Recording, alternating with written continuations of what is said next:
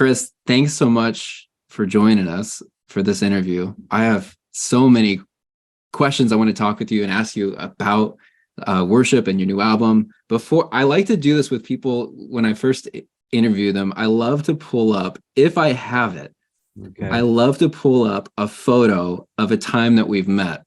And I have one. This is the most embarrassing photo. Oh my gosh, in the world. For who? Me, for sure. No, for me. I'm this like 16-year-old. All right, so this is me. I'm like a 16-year-old worship leader at a church in Cincinnati. This was my moment to meet Chris Tomlin. And here I am in the corner with my eyes shut. You've got your arm around my friend Seth, and I'm just kind of like hiding off in the corner here. It's all I'm good. like, this is great. so humiliating. That's in 2005. Luckily, we got to meet again. I think this is in like 2007. At least I have my eyes open. Oh my gosh, yes. This was some tour. Maybe it was like the Indescribable tour or something. Yeah. And then more recently at your worship night tour in 2017. Yeah. So yeah. I love to show that, just because I think it's fun. If we've ever met before and I actually have a photo, I love to pull that up. Well, you're looking amazing. You're getting better with age. Thanks, Chris. You as well. So tell us just the story. I've never heard this story, but like, tell us the story of how you started leading worship. Like, who taught you? Was there someone who really inspired you to get going into that? Yeah, I mean, my early days, one of the very first things, I grew up in a very small little town. My dad taught me to play guitar, and I played at my church. And I had a very small church when growing up, and I would play at church because I had the opportunity, because I was the only kid that could play music. I could play something at the church, and there wasn't many of us in the youth group, and they'd throw me up there. And I just loved it when I would play and people would sing. I can remember even telling my mom, I play at church, I was like, Mom, I love this when people sing. And they're not just watching me play, but they sing. And I didn't know at that time that God was putting that in me, kind of wiring me that way. You know, I had no idea that. I didn't even know what a worship leader was. I never heard the term. You know, we didn't really have that in our church. And so when I was growing up, and so that was like the early days of like, oh, wow, I really like this. I'd love to try to write some songs that are simple that people can sing with me.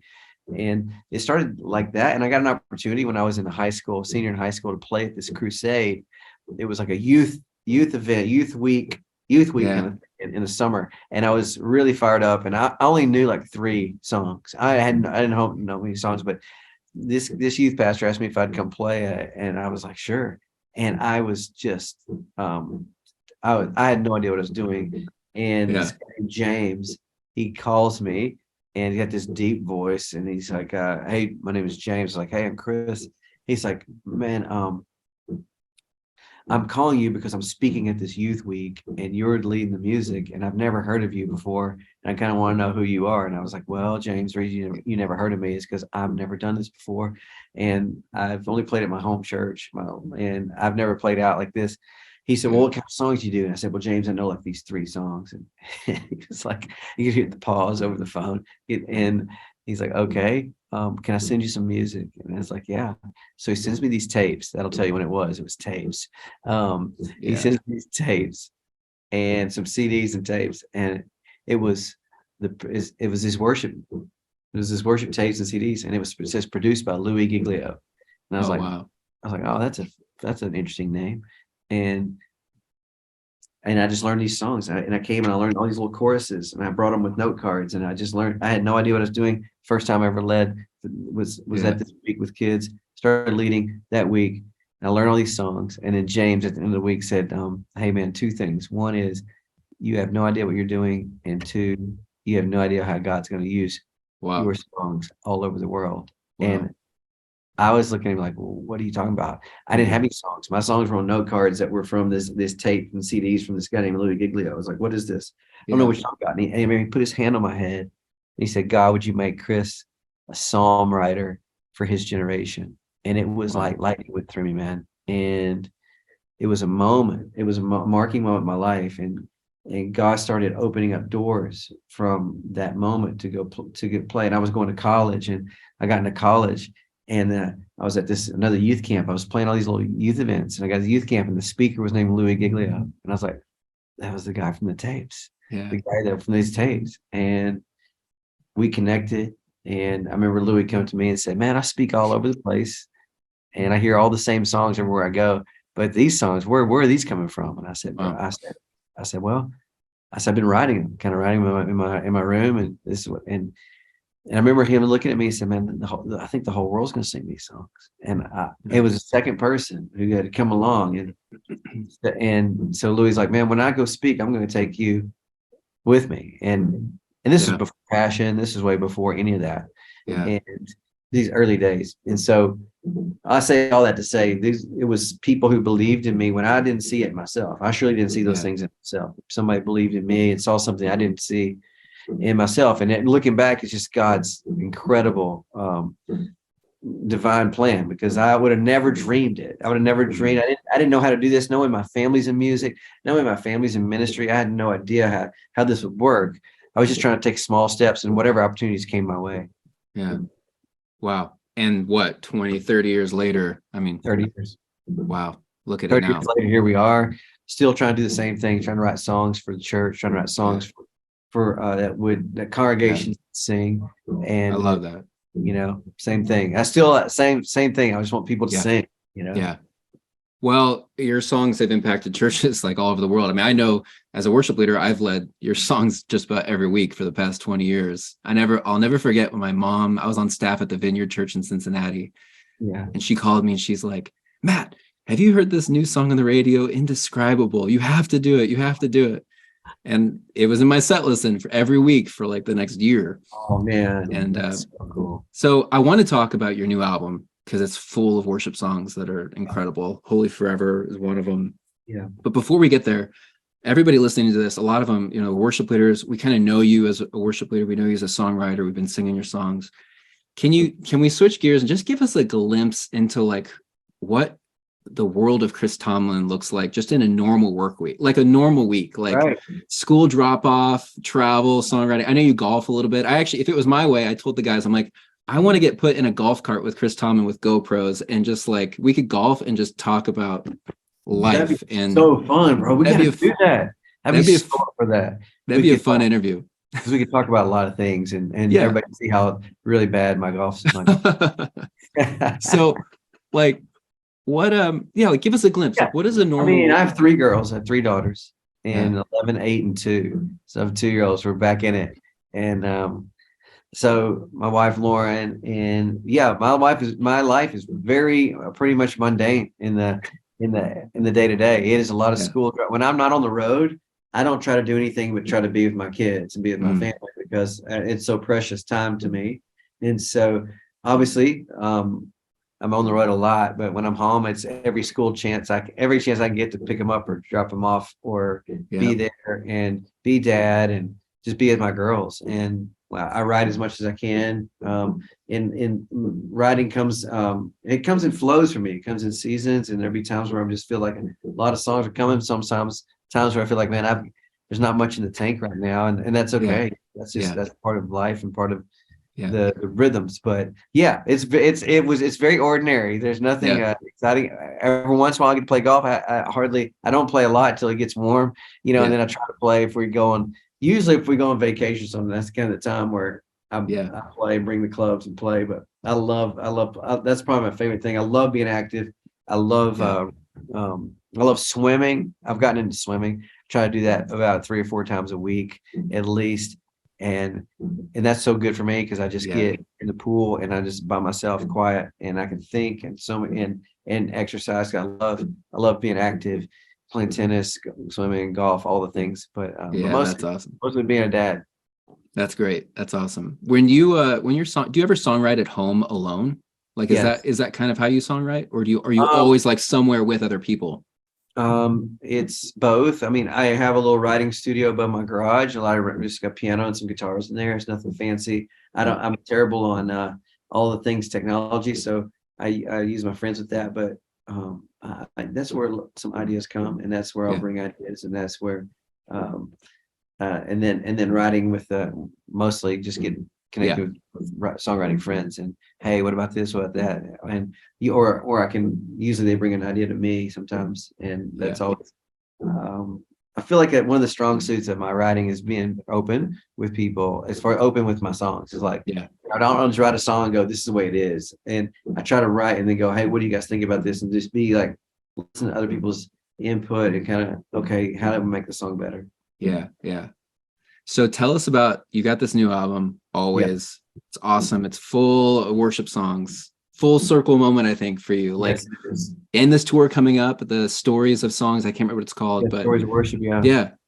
yeah. So why now? Like, what tell us about this album and where this came Yeah, from? it's always been my heart, to write songs of Yeah. worship. And I felt like I put everything I could into this record. It's called Always, and it's full of just songs of worship. I mean, I feel like as good as songs that I've ever put out. If you listen to Yeah. if you listen to the last song on there, Precious Love, I mean, that's as good a song as I feel like I can be a part of. And there's Holy Forever is like an anchor song for me Yeah. of what worship is, the core of worship. And the record started with coming back to kind of this simple place and first love. It was during COVID when schools closed, churches shut down for a little while, everything kind of shut down, and businesses and all the things. And every Sunday would be me and my family and my girls. And I thought, okay, we're just having home church, I guess.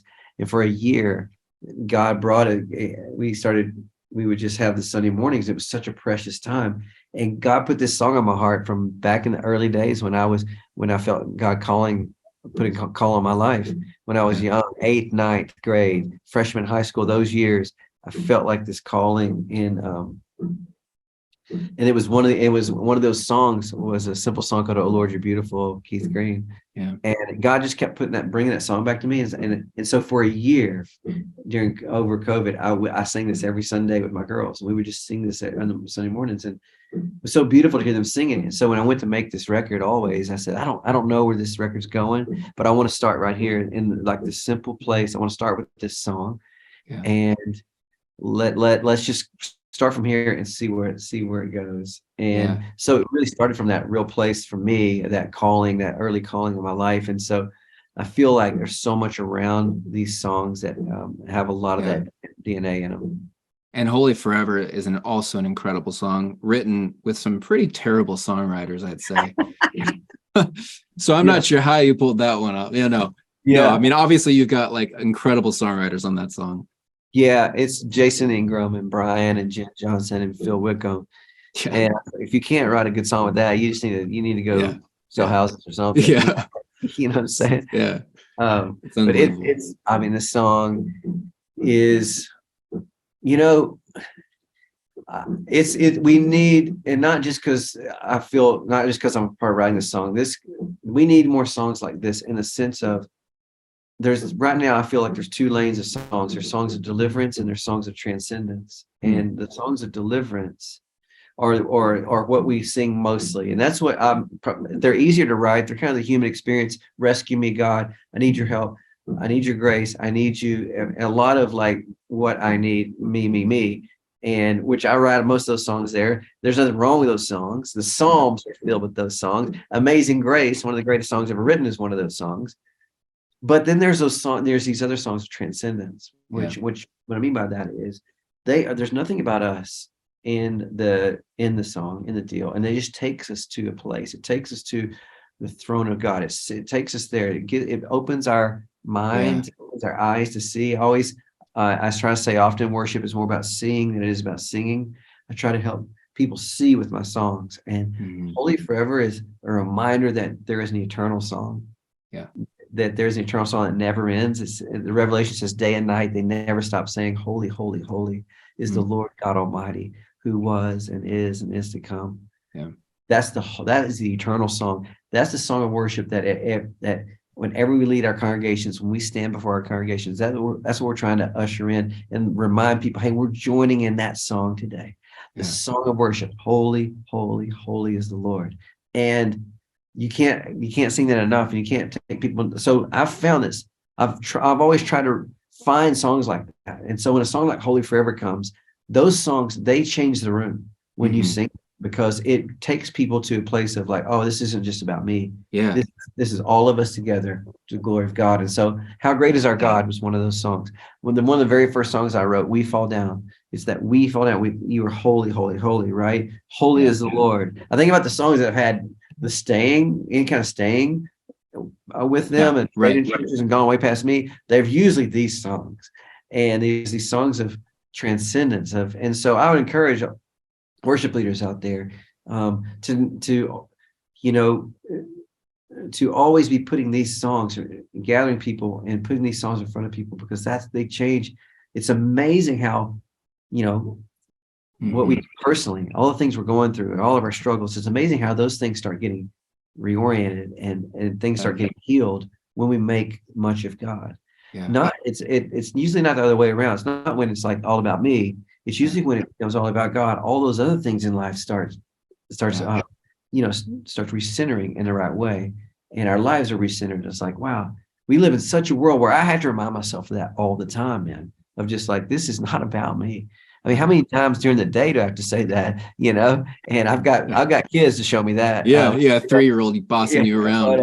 Right. Me too. But it's not about me, And when as worship leaders, when we walk on that stage, that's got to be our posture. This is not about me. This is about God bringing you glory. And what does my congregation need? And I say a lot like this. I want to be a lighthouse when I walk on that place. This light, this sweeping light, that's just trying to bring everybody, as many people home as you can. The storms of life, people are in storms.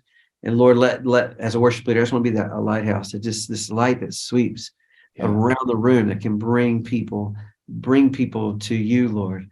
And that takes a humble leader, where it's like, it's not about me. It's not just exactly what I want to do. I'm not just going to pick the top 5 songs going right now, the most popular songs. I want to find the songs that are right for this moment. And anyway, that's a lot more than we were planning on getting into, but the Holy Forever is so important to me. It's an anchor of what worship is, because this is the eternal song. And I've had so many that just this week, people texting me from Singapore, sending me from Singapore, church singing it. This church in Texas that's like got all the brass instruments and all the orchestra and the big choir singing it, to the most, every kind of church. And I'm just like, Lord, this is what it's about, is trying to find songs that can translate from Catholics to charismatics and everybody in between, find those songs.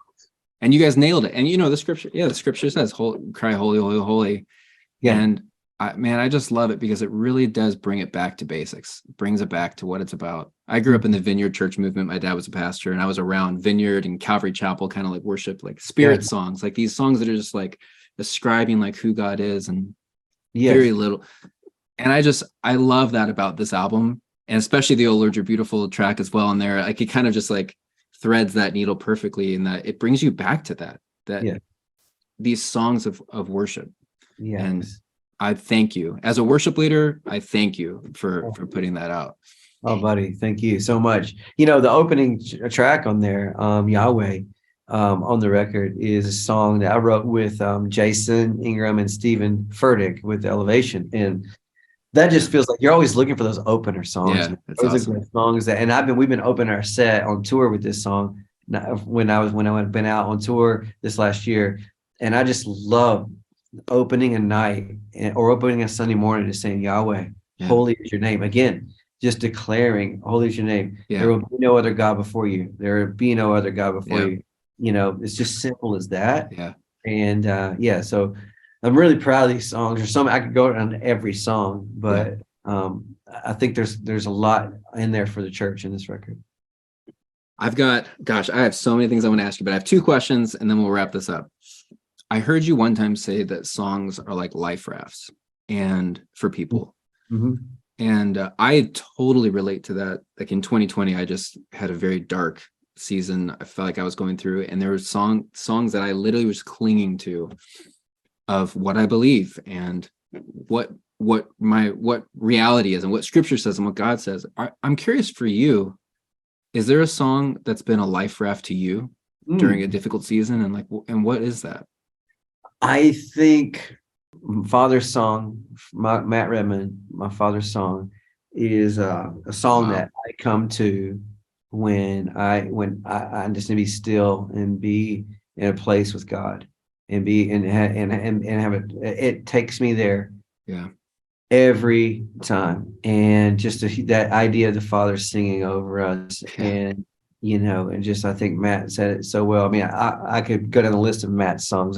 He's of all the worship writers, Matt he's the one that I just am closest to and connect with the most. But Father Song would be one of my own songs. Angel Armies, Whom Shall I Yeah. Fear, is a song that is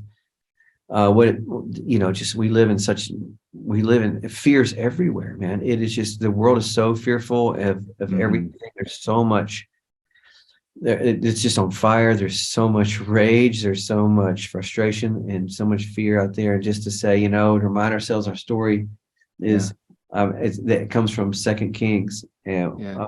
the song comes from Second Kings when Elisha tells his servant there's an army all around their whole camp. There's an army around their village set up, and it's over. And the servant's like, they're going to kill us all. It's over. And Elisha says, God, would you open up my servant's eyes that he could Mm. truly see? And Yeah. his eyes were opened, and he saw the hills filled with angels, and armies of angels were surrounding them. And for me, it's just it's a reminder of like, Lord, help me truly see, help me really, really remember what's going on here. When I feel like when I'm in those dark, tough places, like you said, when you're just, you feel like you're Yeah. just in a tough place. Help me really open my eyes again and truly see what's going on here. Yeah. That we don't wage war against flesh and blood, but against the principalities, against the spirits out Yeah. there, the darkness, the evil. That's what's coming against us, and Mm. and keep our eyes open to that. So those are a couple songs. Yeah. Thanks for sharing those. Mine a couple years ago was "You Revive Me," which I know you were a writer on there, Yes. but man, I just love that. Like, my soul, Wow. Lord, is thirsty, only you can satisfy. Just kind of like bringing you back to like my deserts are rivers of I joy. love it. Oh Yeah. man. And then the bridge where you get into the I'm alive, I'm alive. And it just like, You oh revive me. Oh man, man. I've never done my own version of that, and I need to do that. It makes me think I want to. I walked around our block we're in our neighborhood so many times listening to that song just on repeat. Yeah. It's powerful. Yeah. All right. My last question for you, Chris, and then I'll let you go. If you could go back and tell a younger version of yourself, or let's just pretend you're having coffee with like a 16-year-old worship leader, like that dweeby picture of me I showed you earlier. Yeah. Let's just say you and I got to go out for coffee, and I'm this young worship leader. Like, what's some advice for the road ahead that you would give a young worship leader? Yes. I would say that it is about there's a lot, but I would say it's more about what God thinks at the end of the day than it is what others think. Mm. And especially when it comes to leading worship. And my friend Louis Giglio that I mentioned earlier in this, had a profound impact on my life. He said it in even a better way. There's a difference in leading for acceptance and from acceptance. Wow. Yeah. That's a big difference. And if you can get that in your heart, then there's so many of us, and as a musician, you put yourself out there, right? When you walk on a stage, you walk in front of people. It's a vulnerable place, and you're putting Yeah. yourself out there. And a lot of times we can do that for God. You're just trying to get people to accept you and all these things. So you're leading in that way. But if you walk up and lead in a way that you already know that I'm a loved son of God, I'm a loved daughter of God. God's put this in my heart to do. God's given me this gift, and He's blessed me, and He's called me to do this, and that I'm going to lead the people. You're going to be a completely different leader, and people are going to follow you in a completely different way, because you're going to have a presence about yourself that is Mm. not about performance. Over here, if you're leading for acceptance, you're in a performance world. You're performing. If you're leading from acceptance, you're in a presence place. You're in a place of having a presence before people. And I think that's what I would say. There's a lot of things to say, but that's one thing people can hold on to. That's what I still try to hold on to when I'm touring. Is this about being accepted by people, or is I'm already accepted by God, and help me? I want to lead the people this way. Yeah. Man, that is great advice. I wish, yeah, that's so good, man. Chris, thank you for taking the time for even having this conversation. And thank you also for the songs you're writing. Yeah. As a worship leader, for real, like I speak on behalf of like all the worship leaders who are watching this. I know we're all just so thankful for what you're doing, what you're Thank writing. you, man. I just want all the worship leaders to know out there, I'm part of you. I'm in your team, man. I feel like this is what is the most important thing in my life is to lead the people of God to worship. And so for those of you who are in it, you're in it every day. Yeah. You're in it every week. Just do not lose heart. The church feels like it is getting destroyed left and right. Things are falling apart. But just know you're part of. There are people out there right now all over this world that are living and dying for this, that are it's life and death. And this is the real thing. And to help people, to bring them and to understand that you and I, as worship leaders, have the responsibility of what people know of God, what they understand of God, of how people connect with God, and what they think of God is through these songs, the power of music. How powerful is that? So don't give up. Keep writing great songs, keep leading in a way that is leading people, to him, leading people to him, and not to yourself and not to anything else, but to him, and be patient with people. That's one thing I've learned. I mean, gosh, be patient with people, your congregations, and not everybody's where you are, and that's okay. We're all on a journey. So, man, just honored to talk to you, honored to talk to worship leaders out there. So thank you. Yeah, you've been a real pastor to worship leaders. Thank you. And I love too how you lead with so much joy. That it really does come through. Yeah, man. So it's awesome. Thank you, Chris. I hope the next photo we take is on the 18th hole when you shot 10 strokes better than me. All right. Well, I'm gonna have to really. I don't even know how good you are, but I'm gonna have to practice for that. I'm not that good. I'm not that good, but it would be a good time. Thanks for doing this, man. Okay, bro.